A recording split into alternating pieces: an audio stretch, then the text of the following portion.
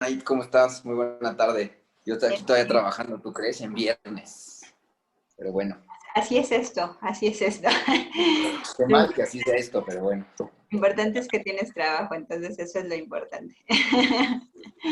Pues muchísimas gracias por acompañarnos. Voy a empezar la transmisión en vivo, Sí, entonces para que pues ya estemos todos preparados y bueno, los que se vayan integrando, es que ya había otros alumnos conectados, pero nos sacó de repente el Zoom y bueno, espero que puedan reanudarlo, ¿ok? ok, Entonces voy a empezar la transmisión en vivo y hago tu presentación. perfecto. Muchísimas gracias por acompañarnos el día de hoy. Tenemos el gusto de que este conversatorio nos acompaña el maestro Andrés de Anda. Voy a dar una breve síntesis curricular de él para que lo conozcan. El maestro Andrés es egresado de la licenciatura en Derecho por la Facultad de Derecho de la Universidad Nacional Autónoma de México. Es maestro en Criminología y Política Criminal por el Instituto Nacional de Ciencias Penales. Maestro en Juicios Orales y Sistema Acusatorio por la Escuela Jurídica y Forense del Sureste. Especialista en Derecho de Amparo por la Universidad Panamericana con excelencia académica. Cuenta con un máster en mediación por la Universidad de Barcelona y es experto en victimología por la Universidad de Sevilla. Actualmente se encuentra cursando la especialidad en Derecho Penal en el Instituto Gibo y la Universidad de Girona y el doctorado por investigación en el Instituto Nacional de Ciencias Penales. Bueno, cuenta con diversas certificaciones de carácter nacional como internacional, entre las que destacan por el Instituto de Formación Profesional de la Procuraduría General de Justicia de esta ciudad, por el Instituto for Criminal Defense Advocacy en la California Western School of Law en San Diego, California, también por Abarroli, la Corte Americana de Abogados como formador de formadores, y por OPDAT y el Departamento del Tesoro de Estados Unidos de América en investigación criminal financiera. Tiene amplia experiencia en la materia penal y es autor del libro Teoría del Delito, una aproximación a sus fundamentos, de la editorial Flores Editor, publicado en este año. Pues muchísimas gracias, Andrés, por acompañarnos. Eres bienvenido al Instituto Profesional de Enseñanza Jurídica. Ya también eres uno de nuestros profesores de casa. Nos da muchísimo gusto siempre escucharte porque aprendemos nuevas cosas y principalmente porque pues aportas dentro de esta ciencia jurídica a todos los alumnos una perspectiva que cuando inició el sistema pues parecería que se había olvidado en el sentido de que pensaban que la teoría del delito no era relevante, pero pues tú nos hablarás precisamente de ello para que podamos nuevamente aterrizar esos conocimientos teóricos, dogmáticos, y ya en la parte procesal de si realmente la utilizamos, no la aplicamos, qué pasa en las distintas etapas, cómo se lleva a cabo, y bueno, pues estoy segura que ahorita nos compartirás todos esos conocimientos que nos harán mucha falta. Muchísimas gracias, bienvenido Andrés. No, gracias a ustedes, gracias a todos los que están conectados, a ti Anaid por la invitación. Para mí es un verdadero gusto y diversión porque la verdad es que me entretiene hablar mucho de estos temas. Me gusta hablar de la teoría del delito, es más, debería hablar menos de la teoría del delito y más de algunas otras cosas, pero bueno, la teoría del delito es fundamental, entonces tiene caso hablar de ella. En realidad, como bien lo decías, estas primeras voces, cuando nace el sistema acusatorio con la reforma constitucional en materia de seguridad y justicia de 2008, pues qué bueno que se arrepintieron porque se escuchó en algún momento que la teoría del delito iba a ser sustituida por la denominada teoría del caso, se hablaba ya mucho de la teoría del caso, y como el sistema en cierta medida busca que sea un poco más asequible, o más bien bastante más asequible a todos los gobernados, pues descansaba sobre la teoría fáctica, ¿no? Los hechos iban a ser lo más importante, incluso algo importante del sistema también a que abandonáramos un poco los formalismos excesivos del sistema tradicional para que pues, todos los gobernados pudieran entender qué era lo que estaba pasando dentro de una secuela procesal. Esto dio como lugar a estos comentarios que desde luego hoy en día creo que ya no existen, pero en su momento nacieron y fueron de instituciones del derecho penal.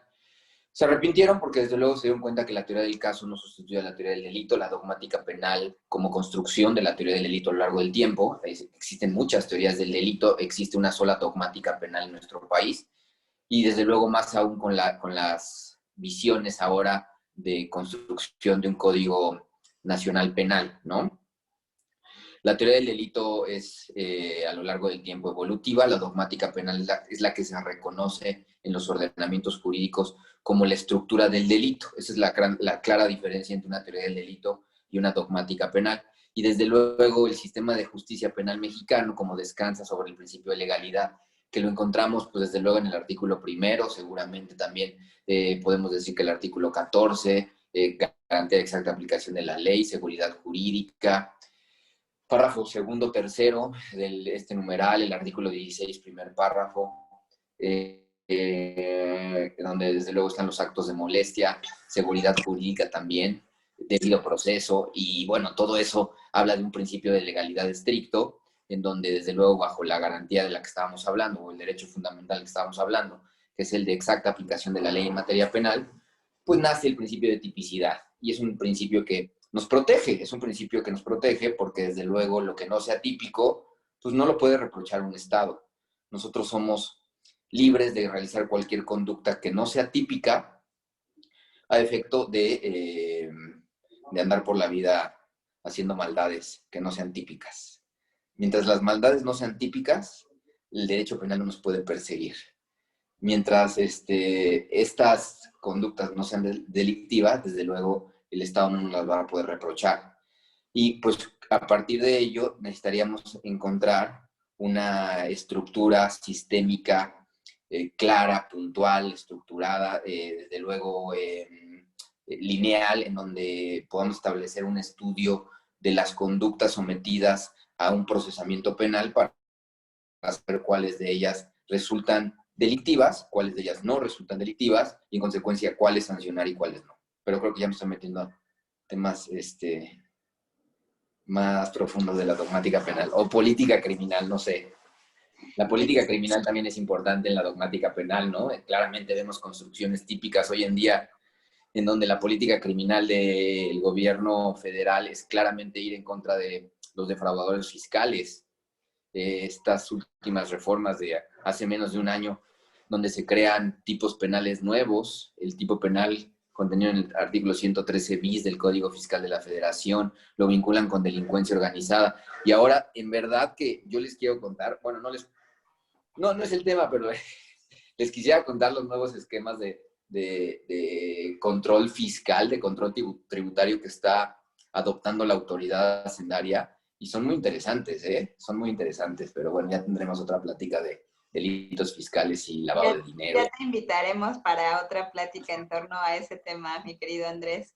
Pero fíjate que ahorita que lo comentas justamente en la parte de o sea que no habría que confundir precisamente la estructura de la teoría del caso con la teoría del delito, creo que es importante que nos pudieses abordar un poquito más esa aproximación justamente a cómo podemos emplear la teoría del delito para poder realizar nuestra teoría del caso, ¿no? Ya en la parte procesal, cómo nos podemos apoyar de esta para que pues puedas ahora sí que compartir esos conocimientos con los que nos acompañan tanto aquí en la plataforma, así como en Facebook.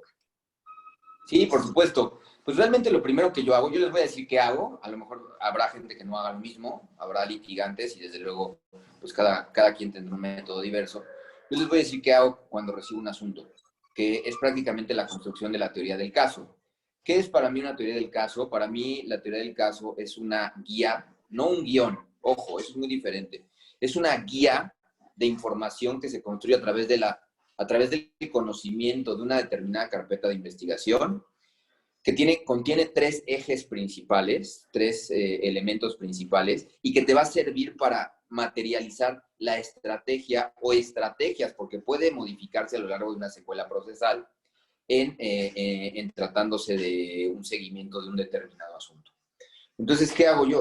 Ahora tengo la fortuna de que, bueno, aquí se me van a caer mis expedientes cuando se pusieron mal. Tenemos la fortuna de que a lo mejor aquí vamos a poder encontrar ahora una guía de las que yo llevo de información, que realmente es la construcción de la denominada teoría del caso. La teoría del caso no es algo nuevo, no es algo que haya nacido con el sistema de justicia penal acusatorio, no es algo que sea privativo de la materia penal. En realidad es una estrategia que debe de guiar la intervención en todas las materias. En la materia penal ha tenido mucha relevancia o se ha hablado mucho de la teoría del caso, porque desde luego las estrategias en sede penal adquieren ahora mucha importancia. ¿Por qué? Pues porque nosotros sabemos que conforme al artículo 52 del Código Nacional, es un sistema que descansa en distintas audiencias. Es un sistema de audiencias a través de un esquema procesal en una persecución penal.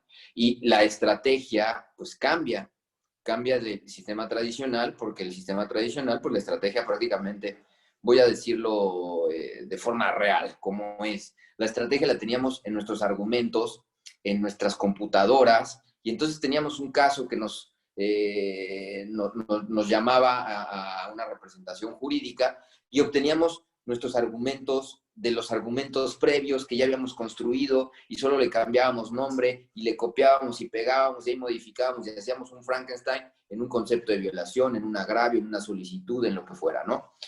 Desde luego el artículo 52 y el sistema de audiencias del sistema penal acusatorio hace que esto sea imposible, imposible. Y entonces, ¿qué tenemos que construir? Pues tenemos que construir una estrategia de litigación, una teoría del caso.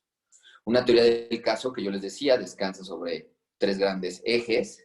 Desde luego, el primer eje que conocemos o del que vamos a conocer, pues es la lectura de la propia carpeta de investigación a partir de ir encontrando los datos de prueba y ver que el denunciante declaró en un sentido, que los policías aprensores en otro, que existen dictámenes de expertos en criminalística, que existen dictámenes de evaluación, de contabilidad, etcétera, etcétera, etcétera.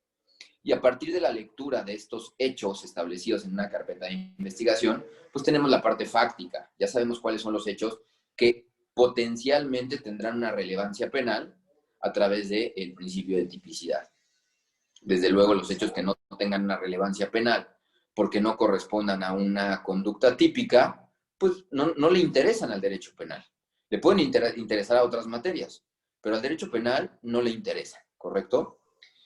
Una vez que tenemos esto, pues desde luego esta información la adquirimos a través del segundo elemento de la denominada teoría del caso, que son en una etapa previa datos de prueba, en una etapa posterior medios de prueba, en una etapa de juicio podríamos hablar de prueba. Genéricamente podemos hablar de medios de convicción, ¿no? Genéricamente podemos establecer que los medios de convicción son los que se establecen como el segundo eje respecto de la denominada teoría del caso. Ya tenemos los hechos con un soporte probatorio, pero nuestro sistema, les decía, descansa sobre un principio de legalidad del que nace el principio de tipicidad. Y a partir de este principio de tipicidad es que este hecho con soporte probatorio tiene que tener una correspondencia o no con una determinada conducta típica. Desde luego esta tiene que ser antijurídica y reprochable al sujeto interventor, ¿no? Al autor o partícipe. Al ente que se le busque imputar.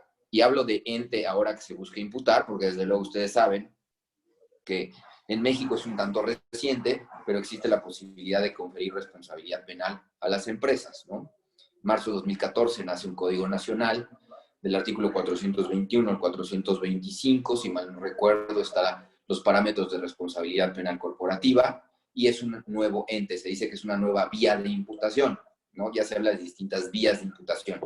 Los españoles hablan mucho de esto, de las vías de imputación, porque desde luego los españoles han avanzado mucho en el tema de responsabilidad penal corporativa, entre muchos otros temas. Y a partir de eso es que nace una nueva posibilidad, conferir responsabilidad penal a las empresas. Pero ya no me acuerdo ni cuál era la pregunta original. Les pido una disculpa porque hablo mucho, entonces ya se me olvidó la pregunta original, ya no sé ni por qué estoy hablando de responsabilidad penal corporativa, pero Anaída ahorita me regresa. Anda por ahí, ya se nos fue. Bueno, entonces seguimos hablando de esto. La teoría del caso... Eran diferencias, maestro, entre teoría del caso y sí, teoría claro. del delito. Sí, perfecto. Muchas gracias, okay. Manuel.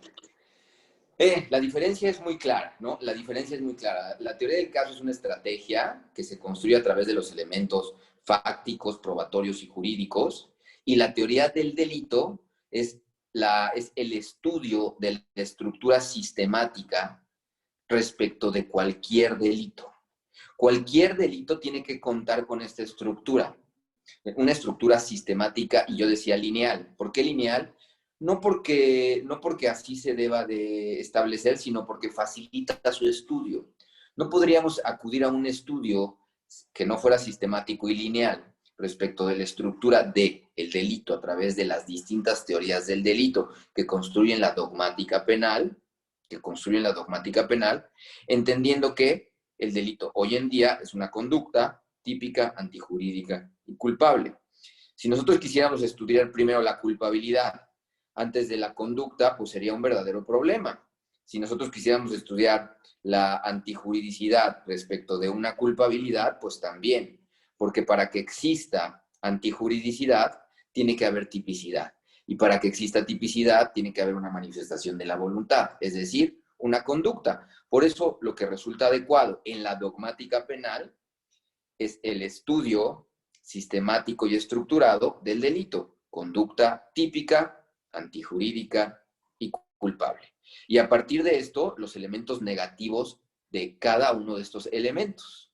Ausencia de conducta, atipicidad, causas de juridicidad o de justificación, causas de inculpabilidad, ¿correcto? Entonces, a partir de eso es que podemos construir o no un delito. Todos los delitos, más bien, hablo más claro, con una mayor precisión.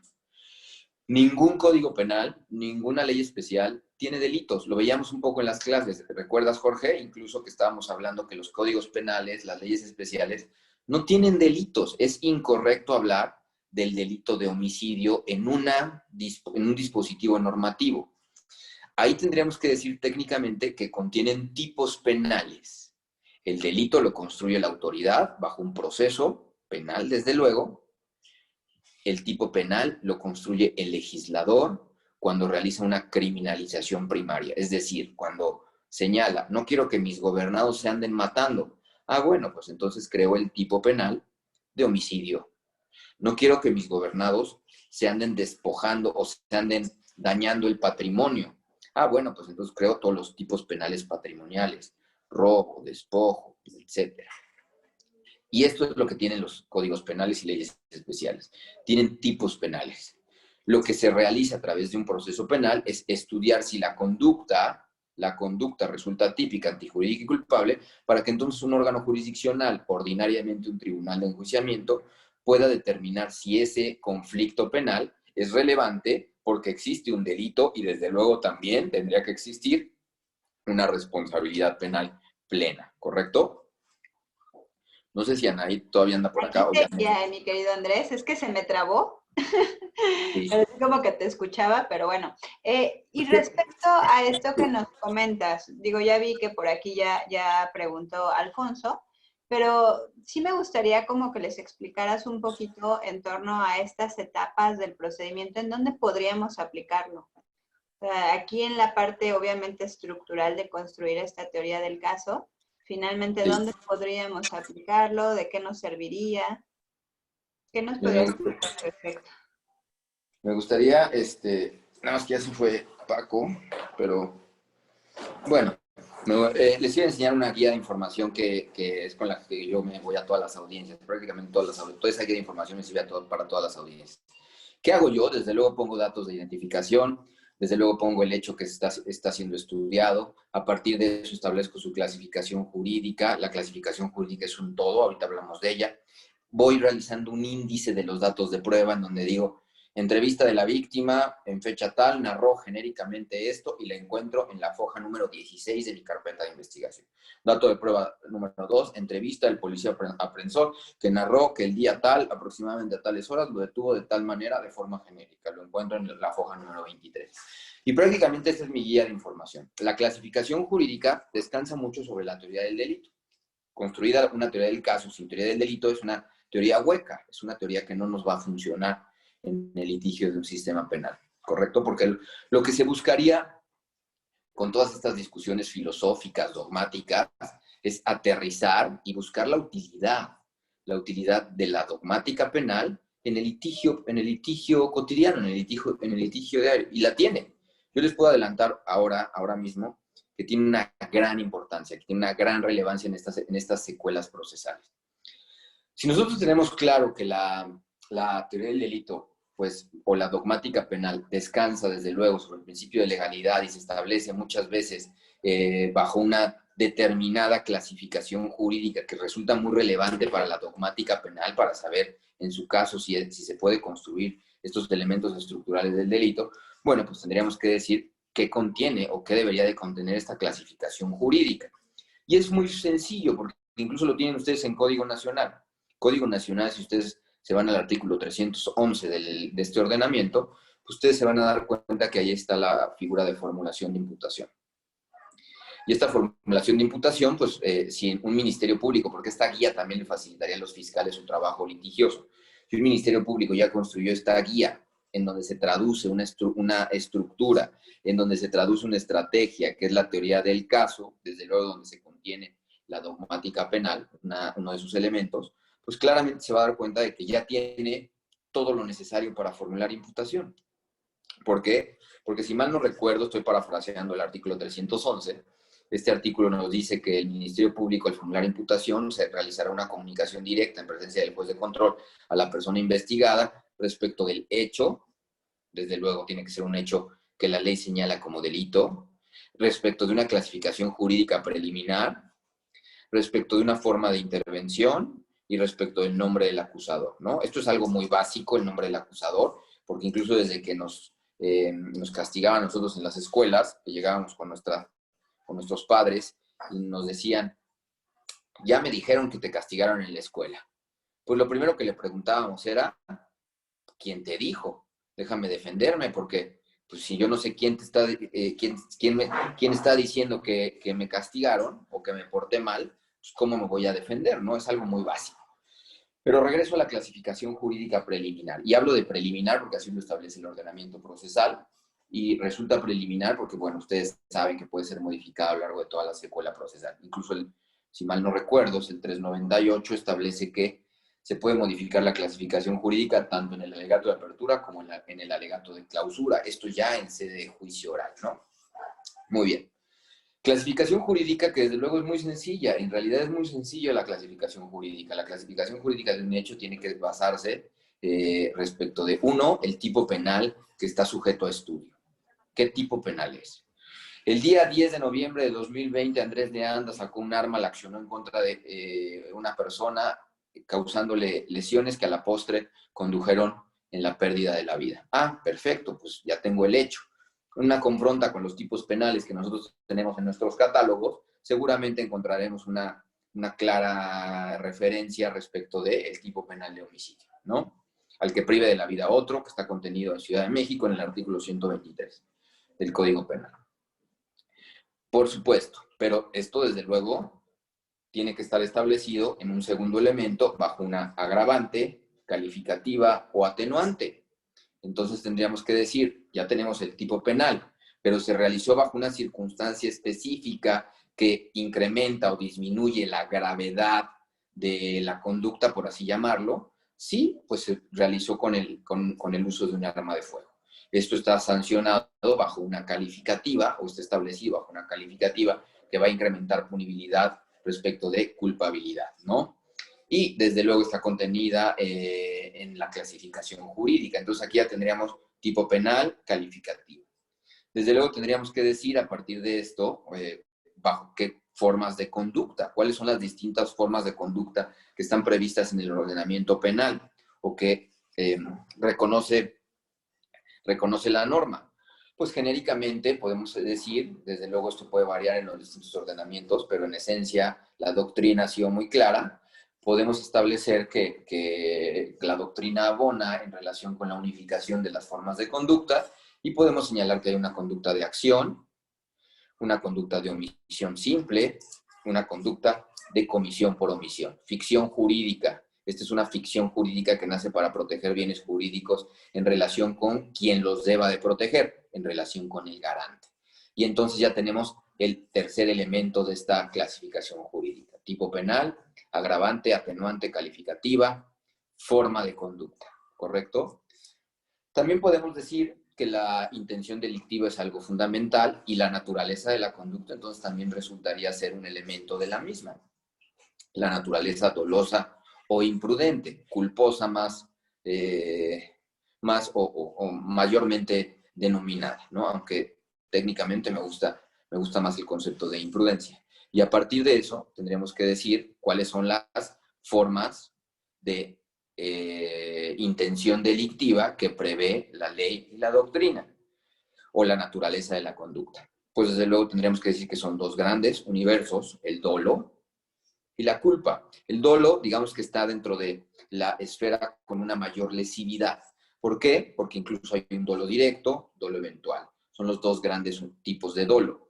Hay un aberratio ictus, dolo indirecto, error en el golpe, que desde luego muchas veces se va a un dolo directo. Ahora me quedaré solamente con el dolo directo y dolo eventual, ¿no? Que mayormente están establecidos así en la norma. Dolo directo es el denominado dolo malo, porque es la mayor intención delictiva, con mayor lesividad. A partir de eso tendríamos que decir que tiene un elemento cognitivo y tiene un elemento volitivo. El elemento cognitivo es el elemento anímico, el elemento volitivo, desde luego es el elemento volitivo, ¿no? El elemento de voluntad, ¿no? Muy bien. A partir de eso tendríamos que establecer que en el dolo directo tenemos el que conoce y quiere, el que conoce los elementos objetivos del tipo y quiere ¿qué? Alcanzar el resultado, ¿correcto? Si descendemos un poco en la lesividad de la naturaleza de la conducta, de la intención delictiva, tenemos que hablar del dolo eventual. El dolo eventual, como elemento cognitivo, es el que prevé como posible el resultado y como elemento volitivo lo acepta en caso de que suceda. Hay un desprecio al bien jurídico tutelado porque lo prevé y dice, si sucede, no pasa nada. Lo acepto. Acepto el resultado penalmente relevante. A partir de eso tendríamos que descender todavía un escalón mayor, que prácticamente este vendría siendo un piso, no nada más un escalón, porque de ahí nos vamos a la imprudencia o culpa. La culpa, desde luego, es una culpa consciente, culpa con representación mental, también se denomina, o culpa inconsciente o sin representación mental. La culpa consciente, pues desde luego el elemento cognitivo es prever, igual que en el dolo eventual, solo que aquí no lo acepta, aquí confía en que no suceda. Aquí buscaría que no suceda, ¿no? Aquí estaría confiado el sujeto activo de que el resultado lesivo no se va a materializar. Sin embargo, se materializa y resulta penalmente relevante. Si nos vamos un escalón más, en el cuarto elemento respecto a la intención delictiva de la naturaleza de la conducta, tendríamos una culpa inconsciente o sin representación mental. Y es el que no prevé, desde luego tiene que ser previsible. ¿Por qué no lo prevé? Porque violó un deber objetivo de cuidado que tenía y debía observar. Y a partir de eso, es el menor de las intenciones delictivas. Es la menos lesiva, pues porque se convierte prácticamente en un descuido con repercusión penal, ¿correcto? Ya tenemos un elemento más de la clasificación jurídica. Tendríamos que acudir ahí, desde luego, a partir de lo que establece el propio 22, incluso el Código Penal de la Ciudad de México, el 13, si no lo recuerdo, el Código Penal Federal, en donde señala, pues bueno, a ver, me tienes que definir bajo qué forma está interviniendo un sujeto en el hecho, y es parte de lo que nos señala el propio 311. Y los sujetos intervienen hoy en día bajo la visión diferenciadora de la intervención, partiendo de una visión unificadora en donde todos los que intervenían eran autores, bajo seguridad jurídica se hace una diferencia de las distintas formas de intervención, y a partir de eso hablamos de un universo de autores y hablamos de un universo de partícipes. El partícipe, bajo la teoría del dominio del hecho, no domina el curso causal, no domina el resultado, no decide si va a llegar al resultado o no con su aportación conductual. El autor sí lo decide. ¿Cómo? Si retira su aportación conductual al evento delictivo, desde luego el resultado no se alcanzaría, ¿correcto? Porque lo domina. Su aportación conductual resulta esencial. ¿Cuáles son las distintas formas de autoría? Pues desde luego tendríamos que denominar genéricamente que existe la mayor o la más utilizada, que es el autor material, o simplemente el autor. El autor material es el que realiza la conducta por sí.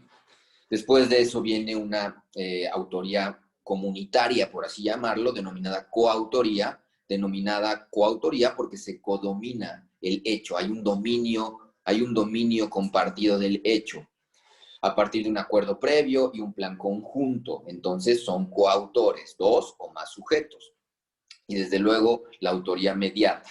La autoría mediata es una figura muy interesante que descansa sobre la materialización de una conducta a través de un instrumento. Entienda ese instrumento como una persona. Entonces el autor mediato es el que realiza la conducta a través de un instrumento. ¿Y por qué usa un instrumento? Pues porque no quiere aparecer en el cuadro delictivo, se quiere esconder hasta cierto punto, pero no lo logra porque hoy en día tenemos la autoría mediata. ¿Y cómo sucedería esto? Bueno, existen distintos tipos de instrumento. Existe un instrumento no doloso, existe un instrumento no culpable, y existe un instrumento doloso y culpable. El instrumento no doloso es el que realiza la conducta bajo un error de tipo creada por el autor de atrás. Si yo les digo a ustedes, si estuviéramos en un salón y veo la computadora de un compañero que se va a tomar el receso, a tomar un café y sale del salón, yo le podría decir a cualquiera de ustedes que tomara esa computadora, porque esa computadora yo se la presté, es mía, y que la pusiera en mi cajuela, en la cajuela de mi vehículo. Bueno, desde luego yo estaría materializando una conducta más bien de apoderamiento ilícito, de robo, no de forma directa, sino utilizando un instrumento al que yo estoy manipulando bajo una falsa visión de la realidad, es decir, bajo un error de tipo. Dinamito el dolo de este sujeto porque él cree falsamente que esa computadora es mía, porque yo así le estoy haciendo creer, yo estoy haciendo esta construcción mental en el instrumento no doloso, ¿correcto? Yo puedo utilizar un instrumento que sea no culpable. Imaginen ustedes que yo utilizo un menor de edad, imaginen ustedes que yo utilizo un esquizofrénico para materializar conductas delictivas. Y entonces yo soy el autor de atrás utilizando un instrumento no culpable. Estos no los vamos a sancionar a los instrumentos, por lo menos no en el derecho penal ordinario de adultos. Hay sistemas especiales, ¿no? Hay criterios optimizadores de la norma en tratándose de estos supuestos. Pero, desde luego, también hay una visión, década de los 70, alemana, que establece inclusive previamente a estas visiones atroces de el nacionalsocialismo. Ustedes imaginan la Segunda Guerra Mundial. Muchos casos de estos, también hay muchos ejemplos de los que podemos hablar en Latinoamérica. El presidente del Perú, Alberto Fujimori, es otro de estos grandes ejemplos de estas formas de intervención. Los jerarcas militares en el África también son muchos ejemplos, ahí existen muchos ejemplos lamentablemente de esto. ¿Por qué? Porque existe esta tercera forma de autoridad mediata por aparatos organizados de poder. Esta autoridad mediata se llama el autor detrás del autor. Los alemanes así la denominaron. ¿Por qué el autor detrás del autor? Porque desde luego aquí vamos a utilizar un instrumento que resulta un autor, un verdadero autor. Un autor que no pierde o no va a estar exento de responsabilidad penal. Sin embargo, hay un autor de atrás que está dominando un aparato alejado del derecho y que controla a través del elemento fungibilidad. ¿Cómo es este elemento fungibilidad? Sencillo. Él garantiza que la orden ilícita que tiene una repercusión penal se cumpla bajo la visión de que si a quien se le encomienda no la quiere cumplir, habrá otros instrumentos dolosos, culpables y responsables que sí la quieran cumplir. Imaginen ustedes este genocidio de entre muchos otros enfoques, pues a los judíos. El nacionalsocialismo realmente los buscó exterminar a través de la denominada solución final. La solución final, bueno, era aislarlos en guetos, después en campos de concentración y buscar un exterminio masivo. Desde luego, los autores de atrás fueron los que idearon esta idea, los autores de escritorio, los grandes jerarcas nazis. Pero quienes cumplían con estas órdenes, pues eran los soldados que estaban en los campos de concentración. Los soldados responsables, bajo un instrumento doloso y culpable, y desde luego punible, pero el autor de atrás como autor mediato perdón, creo que se cortó, autor mediato de estas conductas delictivas atroces, genocidas. Este es uno de los ejemplos, ¿no? Si nosotros tenemos claro que son las tres formas de autoría, porque dominan el hecho, todos esos autores, pues tendríamos que decir quiénes no dominan el hecho. Sencillo, los partícipes. Los partícipes no dominan el hecho y entonces vamos a establecer desde luego un menor grado de culpabilidad a partir de tres grandes figuras. La primera de ellas es el cómplice, la segunda de ellas es el instigador o inductor y la tercera de ellas es el encubridor. El cómplice es el que auxilia de forma dolosa al autor para alcanzar el resultado punible, el resultado penalmente relevante. ¿Quién es este sujeto? Pues el sujeto que se queda atrás o afuera esperando al coche de huida en un robo de banco, por ejemplo, donde sus compañeros entran al banco, dominan el hecho, ellos son los autores, pero existe alguien que los ayuda o auxilia de forma dolosa, ¿correcto? Y a partir de eso tendríamos que decir, bueno, recuerdo mucho un magnicidio en Lomas Taurinas, no sé si ya lo he platicado, pero pongo mucho el ejemplo cuando hablo del instigador o inductor. Así se denomina también al autor intelectual. La Corte lo ha dicho. La Corte ha dicho que el autor intelectual está dentro de la figura del instigador o inductor. ¿Por qué? Porque el instigador o inductor es el que hace nacer en otro la idea delictiva que no tenía. Es una idea que realmente no estaba en la mente del sujeto instigado y que el instigador creó. A partir de eso, imaginen este evento en Lomas Taurinas del magnicidio de Luis Donaldo Colosio. Suponiendo sin conceder que estas teorías conspiratorias de que se sabía quién había ordenado este magnicidio, porque ustedes saben que detuvieron a Mario Aburto, ¿no? Que después se dice que lo cambiaron ahí en Almoloya, incluso la UNAM tuvo que hacer una pericial en materia de fisionomía y demás.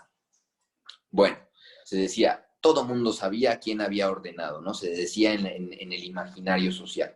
Todo mundo sabía quién había ordenado este magnicidio. Suponiendo sin conceder que este sujeto, no voy a decir nombres porque qué tal si está el CISEN por aquí, escuchándonos, pero suponiendo sin conceder, ad cautela, como diríamos todos, que tuviéramos claro quién había ordenado a través de una oferta económica, a través de un favor político, a través de lo que fuera, es decir, hacer nacer en Mario Aburto la idea de cometer el homicidio en contra de Luis Donaldo Colosio, pues desde luego tendríamos que decir que este sujeto de atrás es un autor intelectual. Él ideó esta comisión criminal, ¿no? De acabar con la vida de pues, el candidato a la presidencia de la República. Y a partir de eso es que la autoría intelectual se establece que este autor hace nacer en alguien que no tenía la idea preconcebida la comisión de un determinado tipo penal. A partir de eso, la Corte ha dicho que se inserta dentro de la investigación o inducción. Y entonces, suponiendo sin conceder que esto haya sucedido así, se podría haber procesado a este sujeto, ya ustedes saben quién, por el homicidio calificado o genocidio de Luis Donaldo Colosio a través de una autoría intelectual. Y por último, el encubrimiento. El encubrimiento es una forma de participación en donde se materializa a través de una promesa previa al hecho, en donde auxilia o más bien favorece la conducta delictiva bajo esta promesa y la cumplimenta una vez consumado el mismo. Previo al hecho existe la promesa de ayuda, posterior al hecho se materializa esta promesa de ayuda. El encubrimiento como forma de participación se materializa así. Y es este sujeto que a lo mejor tiene un inmueble en donde los ladrones de banco se van a poder esconder durante 2, 3, 4 meses. Se les va a proporcionar este inmueble para su ocultamiento. Y entonces les dice, oigan, a ver, ustedes vayan a robar el banco, yo no voy a ir, pero si ustedes salen con el botín, se van a poder esconder en este determinado lugar. Ah, perfecto. Bueno, le está encubriendo a los autores de este evento delictivo, ¿no? Y entonces ahí tenemos la forma de intervención. Desde luego tendríamos que decir que no es el único elemento de la clasificación jurídica, porque también tenemos que señalar si esta conducta se consumó en una de las tres distintas formas, y es el siguiente elemento de la clasificación jurídica. Si se consumó de forma instantánea, si se consumó de forma permanente continua, o si se consumó de forma continuada, ¿correcto? Si se consumó de forma instantánea es cuando se agotan los elementos objetivos del hecho típico en un solo momento. Si se consumó de forma permanente es cuando los efectos de la conducta delictiva, inician en un determinado momento y permanecen a lo largo de un segmento temporal. Y si se consumó de forma continuada, es cuando, con pluralidad de conductas, tiene que haber pluralidad de conductas segregadas en el tiempo. Un mismo tipo penal en todas estas conductas, un mismo sujeto pasivo, todas en contra del mismo sujeto pasivo y con identidad de fin delictivo. Ahí tenemos la consumación continuada, ¿correcto? Muy bien, es importante establecerlo porque esto incluso hace que la punibilidad también cambie. Ustedes saben que las reglas de consumación inciden en punibilidad. Y por último, en clasificación jurídica tendríamos que decir si es un tipo penal autónomo o existe pluralidad de tipos penales, y entonces entraríamos a las reglas del concurso. Ustedes saben que hay un concurso real, un concurso ideal, ¿correcto? Concurso ideal, una sola conducta materializa distintos tipos penales. Concurso real, distintas conductas materializan distintos tipos penales. Y ahí tenemos la clasificación jurídica. Y ahora, después de todo este choro inmenso de dogmática penal, les voy a responder por fin a la pregunta de Anaí, que me dice, ¿qué utilidad tiene la secuela procesal? Pues tiene muchísima utilidad porque vemos que la vamos a utilizar en formulación de imputación, ahí vamos a conocer la clasificación jurídica preliminar, incluso previamente la Fiscalía tendría que haber realizado una clasificación jurídica dentro de su carpeta de investigación. A partir de esta clasificación jurídica, que puede ser modificada, yo lo sé, pero se va a estudiar una figura denominada vinculación a proceso. A partir de esta clasificación jurídica, incluso tendríamos la posibilidad de acudir a soluciones alternas o no, y a partir de eso también se va a replicar en la acusación, y esta clasificación jurídica va a ser la que resulte ser estudiada en un juicio oral. Y tiene una gran importancia para la defensa, y para la acusación también, para los órganos acusadores o persecutores también. Bueno, pues tiene una gran importancia para la defensa, porque ustedes saben que una de las grandes audiencias que se replica en el sistema penal acusatorio es la denominada audiencia inicial. Si ustedes se van a la audiencia inicial, la van a ver estructurada en el artículo 307. En el artículo 307 del Código Nacional se establece, pues bueno, un control de la detención, flagrancia, casos urgentes, incidentes de cumplimiento de órdenes de aprehensión, ¿no? Si no es así, nos vamos a una formulación de imputación, de la que ya hablamos un poco. Desde luego hablaríamos del derecho a declarar o guardar silencio y la declaración inicial. Desde luego hablaríamos de la vinculación a proceso, que es la que me interesa, ahorita regreso a ella. Desde luego hablaríamos del debate de medidas cautelares y plazo de investigación complementaria, que puede ser modificado.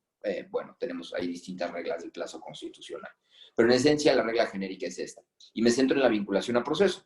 Solamente con ver la vinculación a proceso y solamente con ver el fundamento de la vinculación a proceso, incluso voy a ir en contra de lo que un buen amigo juez penal de la Ciudad de México dice, que la teoría de la dogmática penal no es necesaria al momento de estudiar la vinculación a proceso. Yo difiero mucho porque aparte, en mis últimos 3 asuntos que recuerde de audiencias iniciales, no se vinculó a proceso por dogmática penal. No se vinculó a proceso por dogmática penal. Estoy tratando de recordar las entidades, pero bueno, en algunas de ellas fue en Ciudad de México. ¿Y por qué yo sí creo que la dogmática penal es muy útil, es necesaria e indispensable en el debate de una vinculación a proceso? Pues porque más allá de lo que yo diga, está el propio 316. El 316 establece los requisitos para vincular a alguien a proceso. Y existen 2 requisitos formales: que se haya formulado imputación, que se le haya dado oportunidad de declarar. Y 2 requisitos de fondo: que a partir de los antecedentes y datos de prueba expuestos por la Fiscalía se establezca la existencia, se establezca la existencia de un hecho que la ley señala como delito y una probable intervención bajo el estándar de indicios razonables. Y, ojo, esta es la que me interesa mucho, la fracción cuarta del 316, porque nos dice, no vamos a vincular a alguien a proceso cuando se acredite, ojo, aquí es diferente, se acredite, el estándar de prueba es muy alto. Cuando se acredite la existencia de una causa que extinga acción penal, prescripción, muerte, indulto, amnistía, perdón, o que excluya el delito. Si hay una causa acreditada que excluya el delito, la consecuencia tendría que ser que no nos vinculen a proceso. Porque ¿qué caso tiene? Imaginen ustedes este ejemplo. Un juez de control que advierte una carpeta que están judicializando, llega a una audiencia y dice, híjole, si hay un homicidio calificado, pero es en legítima defensa, yo creo que es en legítima defensa. Todos los datos de prueba que lleva la fiscalía, la asesoría jurídica, la defensa, por supuesto, me hacen evidente que hubo una legítima defensa, pero yo no puedo estudiar la legítima defensa aquí. No, que esto se vaya a juicio, que se vaya a juicio y que allá un tribunal de enjuiciamiento decida si hay legítima defensa o no. Yo sí creo que la hay, pero no. Mejor vamos a desgastar todo el aparato de justicia para que llegue un juicio oral y entonces ahí se estudie. Pues por supuesto que no. Por supuesto que no. Si se logra acreditar ordinariamente por la defensa en una postura activa que existe una causa que dinamita el delito, ya sea bajo ausencia de conducta, ya sea bajo atipicidad, ya sea bajo causa de justificación o ya sea bajo una causa de inculpabilidad, la consecuencia tendría que ser que no vinculen a proceso. Y bueno, en juicio no ni siquiera creo que tengo que detenerme mucho ahí para establecer que ahí es donde, pues, naturalmente se va a estudiar la construcción de un delito o no. No sé si contesté, yo creo que sí, Ana. Sí, claro que sí, ¿no? Y además también algo muy interesante que coincido contigo, lo comparto totalmente, es en el sentido también de cómo se da el sobreseimiento, ¿no? Si no se estudian las causas de exclusión justamente al momento del dictado de la auto de vinculación, entonces ¿cómo puedes incluso pronunciarte posiblemente sobre un sobreseimiento? Que bueno, ya es otro tema que me encantaría que después nos apoyaras, obviamente en otro conversatorio, para que pudiéramos hablar de esto, ¿no? Y la tesis también de jurisprudencia de la Corte, la 35-2017, que justamente te dicen que el juzgador, al momento de que se dicte ese auto de vinculación, lo único que necesita es encuadrar como esta conducta a lo que está describiendo la norma penal, ¿no? Que lo conoceríamos como precisamente el tipo penal. Súper interesante todo, Andrés. La verdad es que, bueno, este es un tema que sería bastante largo de abordar en una sola hora, pero quiero que antes de que nos despidamos, nos hables de tu libro, porque, bueno, sabemos que eres autor, en este caso, como lo mencioné al inicio de esta plática, de este libro tan interesante y sobre todo tan digerible, tan fácil de poder leer. Entonces, háblanos un poquito de él para que también los que nos están ahorita escuchando, pues tengan la oportunidad de leerlo y posteriormente pues lo comentamos en nuestras redes sociales. Pero adelante, Andrés, por favor.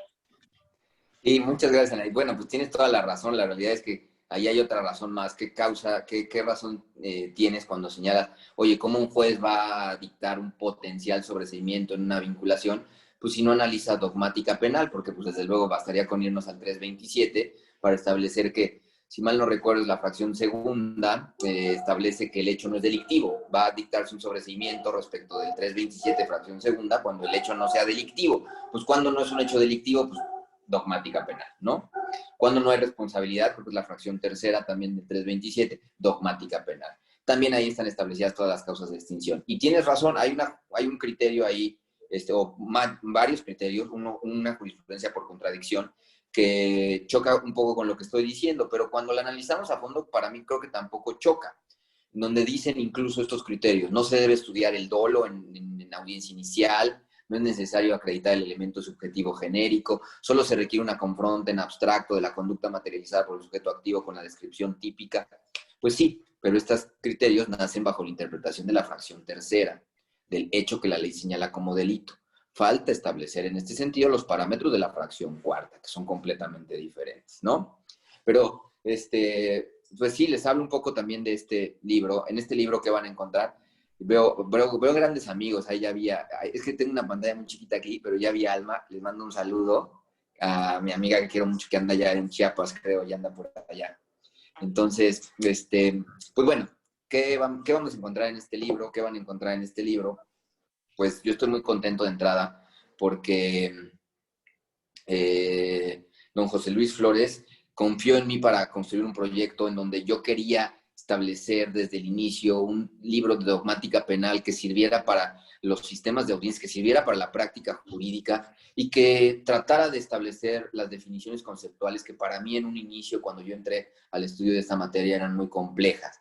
Yo no entendía cómo los autores asumían que yo conocía cuando los leía, que era un injusto penal, qué es esto de culpabilidad, cuáles son los elementos de las causas de justificación, qué requiere una legítima defensa. Y me hablaban del injusto penal y me hablaban del aberratio ictus, y yo no entendía absolutamente nada en ese entonces. Ahora no sé si ya lo logré, espero que sí, y espero haberlo entendido y haberlo materializado en conceptos muy, muy claros en este libro. ¿Qué vamos a encontrar? Pues desde luego, la primera parte son los criterios optimizadores de la norma penal, que pues como ustedes saben, el derecho penal no nos resuelve absolutamente todo. Y a partir de que no nos resuelve absolutamente todo, pues tenemos que construir principios que nos ayuden a la resolución de algunos casos concretos. Los criterios optimizadores o principios de la ley penal yo los incluyo en esta obra y los trato de definir de forma muy, muy sencilla.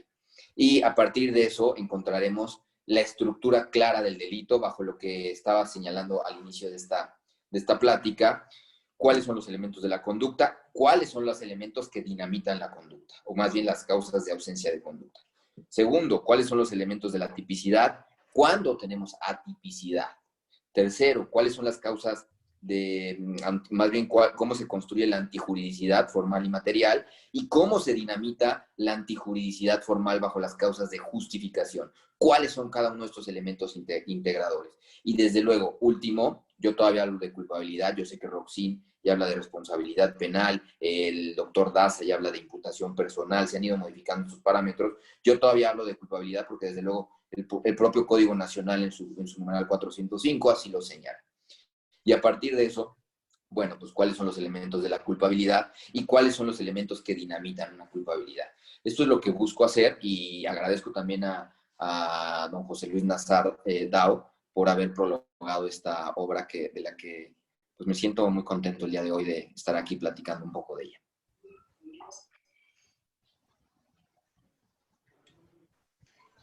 Pues adquiéranlo, digo, como ya se los explicó el propio autor, es una gran obra.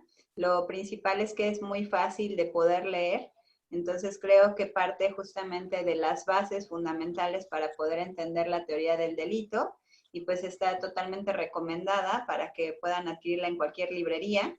Me imagino que ya se encuentra en toda la República, entonces para los que nos ven desde otras partes de los estados de la República, pues adquiéranla.